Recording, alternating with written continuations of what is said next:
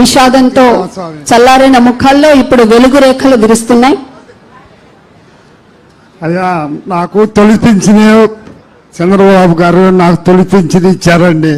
నేను పొలం పాడు చేసి బాగా ఇబ్బందుల్లో ఉంటే ఇంకా నాకు ఎవరు ఆదుకునే దిక్కులేక ఇక భయపడి మా ఊరు అబ్బాయి శేష్ గారికి బతిలాడి, అయ్యా ఇట్టి సంగతి ఇంక లోకేష్ గారు బాబు గారు వచ్చి భయపడి మేము ఇట్టు ఉంటే భయపడబాకు, నాన్నగారు వచ్చి నీకు ఏది కావాలంటే అది ఇప్పించారని తొలిసారి పొద్దున్నే వచ్చి బతిలాడి నీకు భయపడబాకంటే సర్లే అయ్యా నేను స్వామి.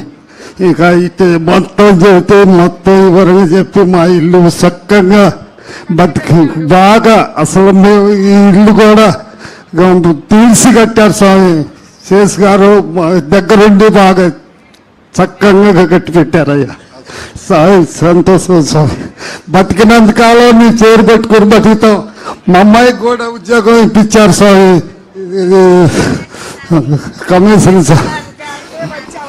కమిషన్ స్వామి గారికి ఉద్యోగం ఇచ్చారు.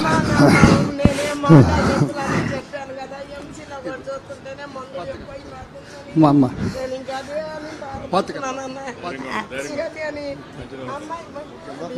కమిషన్ సార్ దగ్గర చేస్తున్నా సార్. నేను అక్కడ కొంచెం పర్మిట్ చేయండి సార్.